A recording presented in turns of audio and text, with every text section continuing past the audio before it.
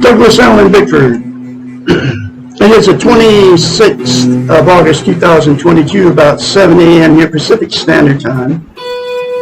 Broadcasting live out of my 105-year-old house here in Klamath Falls, Oregon, which is my hometown. I am a self-taught psychiatrist, therapist, and counselor. You do not need to go to college to learn something, okay? Just like I'm a self-taught musician. I have studied how the brain works for thousands of hours, and which makes me qualified as a psychiatrist, therapist, and counselor to offer this service free of charge, therapy 1 hour a week, 4 times a month. I can help you. I specialize in emotional, sexual, physical abuse victims because I'm a victim. I have taught myself, because of all my studies of the mind, how to heal myself from that.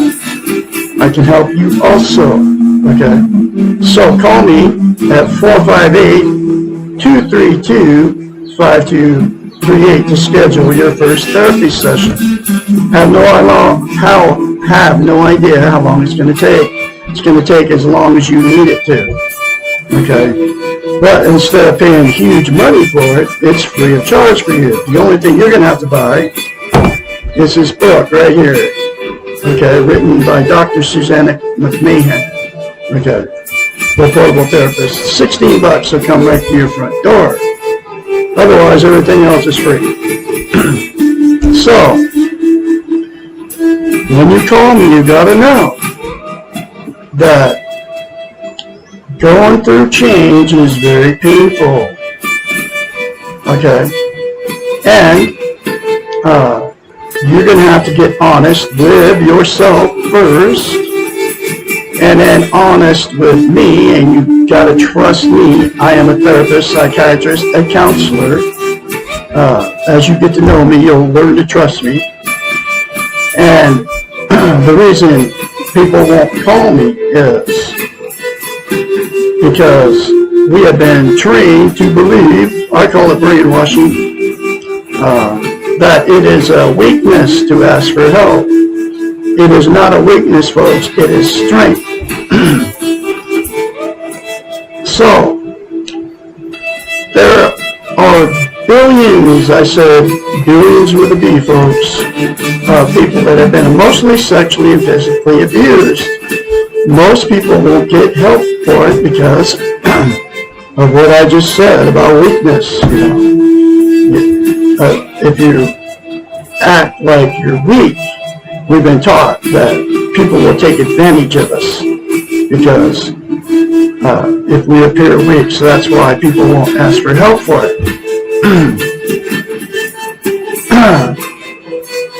It's very painful, and like I just said, and that's why you're going to have to call me, okay? So, I am on Facebook and YouTube for absolutely one reason. That is to teach you how to have a healthy mind and be positive about who, what, and where you are. You cannot be positive about who, what, and where you are until you learn to get a healthy mind. And the only way to get a healthy mind and be positive is to attain and maintain a thing called self-esteem. What self-esteem is, it's also known as self-confidence, self-worth, self-love. It's how you feel about yourself inside. But here's what it is. Most people don't even know what it even is. And that's why I'm here, teaching you what self-esteem is. Okay? We've all been in romantic relationships. You know that good feeling when you first meet that other person? You both walk on cloud 9, You're bragging to all your family, friends, your soulmates. You're going to die together. You're never going to separate. This is what you're telling each other during that phase of the relationship, right?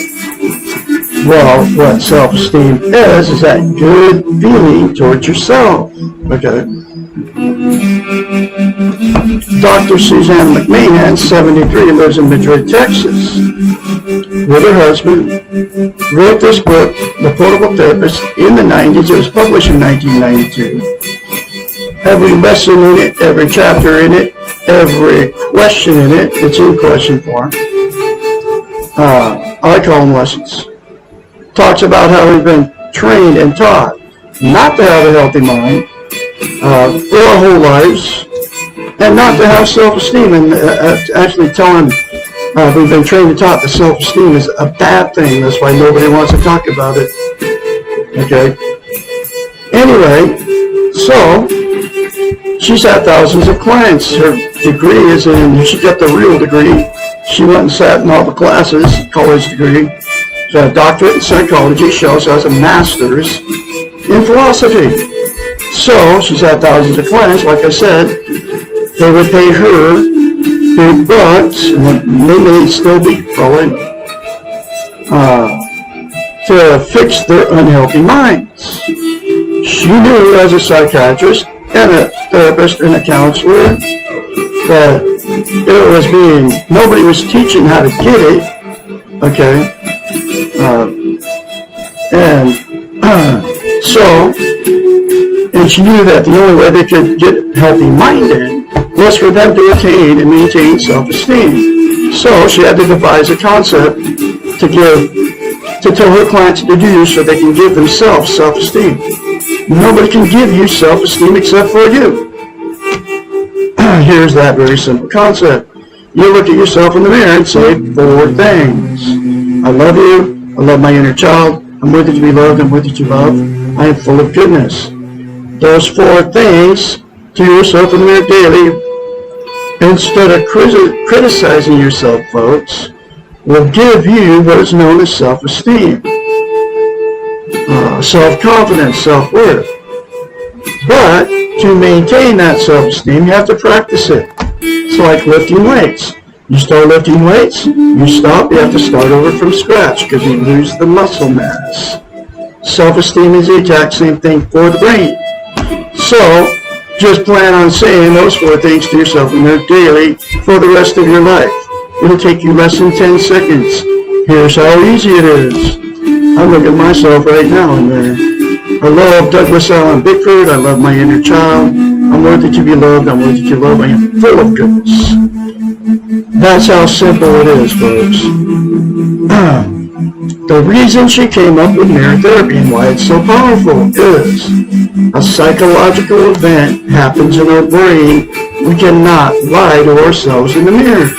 So, when we get in front of the mirror every morning, we all are, when you get older, people start criticizing themselves. People do it as young people. I've had people say to me they hate mirrors, right? But anyway, so, since you can't lie to yourself in the mirror, you can easily say bad things to yourself in the mirror because that's how you feel about yourself. But you can't say good things about yourself, and those 4 things are a very good thing to say to yourself in the mirror every day because you don't believe that about yourself.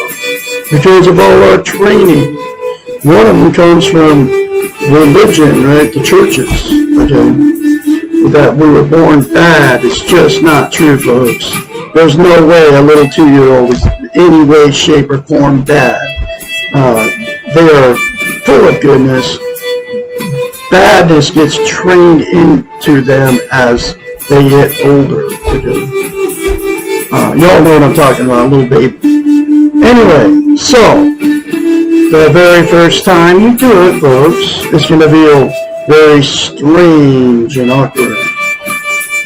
You can't lie to yourself in the mirror, so you'll have to force yourself to say those 4 things to yourself in the mirror the very first time. The more you say it, the more you feel it, and then the more you're going to believe it. Okay. It'll take you less than 10 seconds, folks, and it is that simple to attain and maintain self-esteem. Okay. The reason that attaining and maintaining self-esteem is the absolute most important thing you can have as a human being is this. There's two things. We cannot be content without it. What content means is you feel good about how, where, and what you are. It's also known as internal peace. There are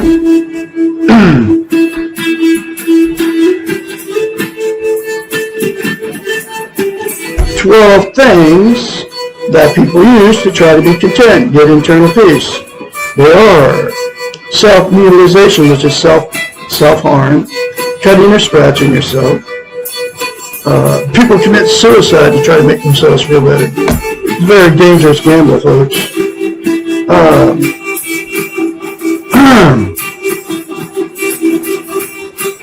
All the social media, Facebook, YouTube, Instagram, TikTok, drugs, all types of drugs, including caffeine and nicotine, folks. Caffeine is a stimulant. Nicotine is like an opiate, calms you down. Caffeine revs you up like meth, okay? And the reason you don't think it's a drug is because it doesn't say on the coffee can that caffeine is a drug, a stimulant, okay? And then all the rest of them, prescription pills, you know, the list goes on and on, pot, all that. Alcohol, every form of alcohol there is, wine, beer, hard liquor. My fourth wife said, oh, it's just red wine. And that red wine destroyed our marriage. Because she was an alcoholic in denial of it, okay? Sex, all forms of sex. People using that to make themselves feel good too. The problem with all this stuff is it feels good for a minute and then it goes away and you have to do more. Okay. Television is a huge one. Turn on the boob tube. Feels good while you're watching it. But as soon as you turn the boob tube off, it doesn't feel good anymore. Okay? Food. You eat, and when you're hungry, then people overeat because it makes them feel good to eat, so then they get overweight, and then they feel bad about themselves because they overate and got overweight. Okay? Gambling, exact same thing. Feels good to win money. But then when you lose, you feel terrible. People commit suicide because they gamble all their money away and lose everything they own because of it.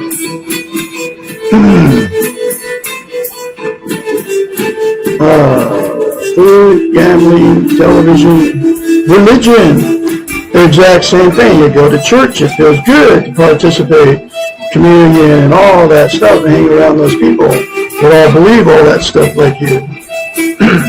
But as soon as you walk away, then you have, it doesn't feel good anymore, so you have to go back and do more church. Makes you good for a minute. Always a temporary fix. Material possessions, exactly the same thing. You get a new car, get anything new, get anything different. Feels good for a minute, and then that good feeling always goes away. The new car sits in the driveway. You're stuck with a high payment, high insurance payments, right? Relationships, get a brand new relationship, feels good for a minute. Then that good feeling goes away, and then as soon as the good feeling goes away, people get divorced or separated, and then go look for the good feeling again with somebody different. That's why you've been married more than once. That's why I've had many failed relationships. And the last one is dinero, the green. You get some money, get any money. Feels good when you get it. But as soon as that good feeling goes away, when it's spent or whatever, whether you blow it or you gamble it or just save it, the good feeling still goes away. And then you have a lot more money to feel good. Those are the 12 things that will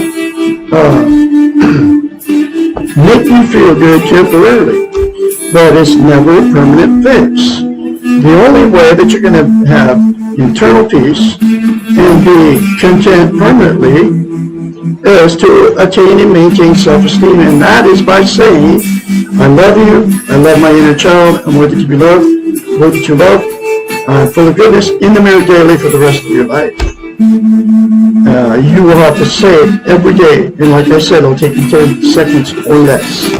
The next reason that is the most important thing that you to attain and maintain self-esteem is this. Can't love without it, and we can't be loved without it. So what happens is, two people that don't have self-esteem will attract each other.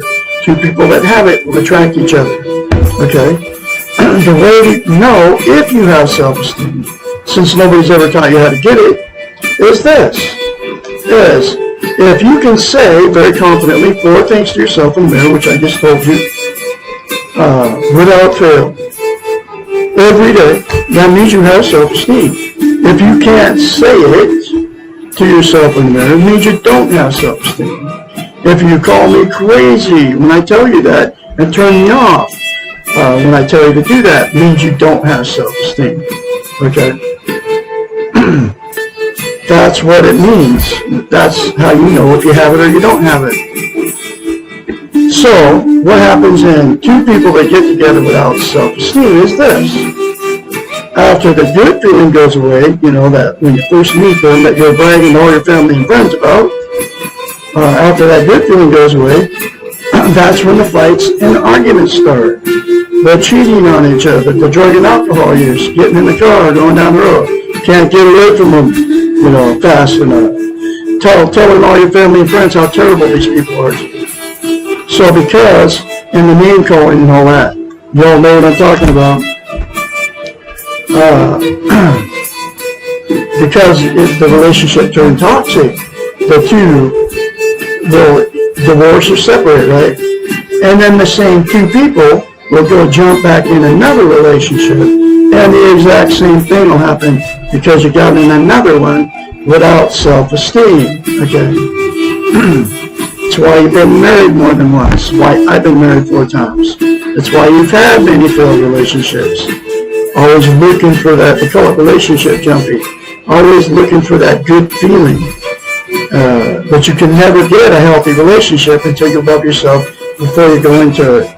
Okay? The next thing that will happen, two people that got together, no self-esteem, is this. They'll stay in that toxic relationship forever. And they stay in it because they're codependent on each other for whatever reason. They can't be alone. They don't want to be failures. They don't want to be embarrassment to all their family and friends. They're afraid to leave and they have nowhere to go. So they'll stay in it forever. And then all the emotional, sexual, and physical abuse that those two dished out to each other and to all their children just gets swept under the rug, and then it becomes a dysfunctional family at that point, and the dysfunctional families pop out more dysfunctional families down the line, and the cycle continues. The very last thing that will happen, the two that got together with no self-esteem, is this. The two that have had many failed relationships and many failed marriages will just say, screw it, and exit out of the romantic scene and just be alone the rest of their lives. And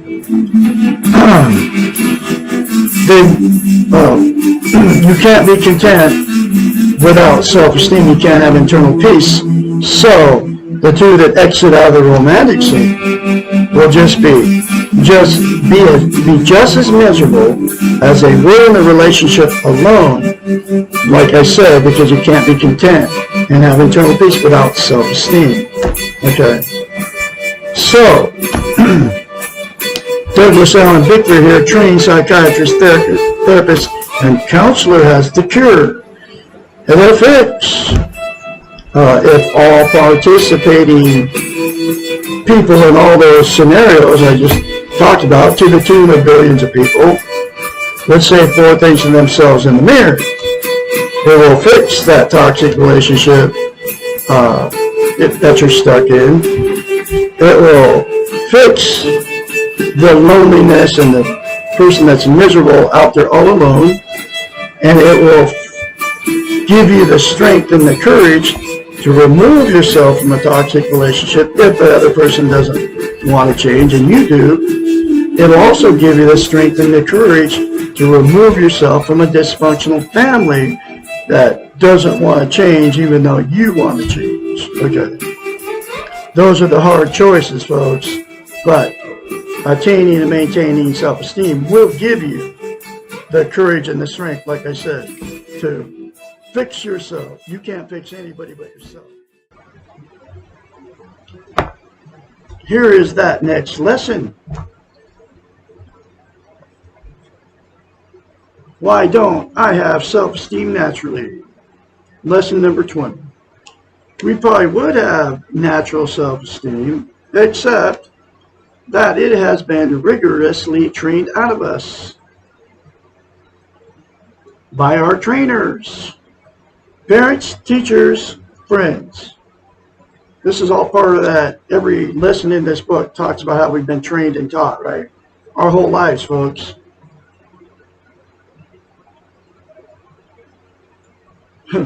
By our trainers. I'm going to reread that again. We probably would have natural self-esteem, except that it has been rigorously trained out of us by our trainers, parents, teachers, and friends, who also do not have self-esteem. Think about that, folks. There's billions of people on the planet without it because nobody's teaching it. This is because our Western model is concerned with power and control and achievement, and we have been excellent students for all the concepts of the weak ego. We have learned to worry about what others think about us and to try to please those that we want to influence. We have learned that we ourselves are not as important or as deserving as the people around us. Also, we have been taught that if we love others unselfishly, we will know automatically what they need, and that loving others means taking care of their needs. They supposedly will be doing the same thing so that our needs will also be met by those that love us. We have been taught something that simply does not work. Furthermore, we are not even given the choice of whether we want to learn self-esteem versus the model referred to above.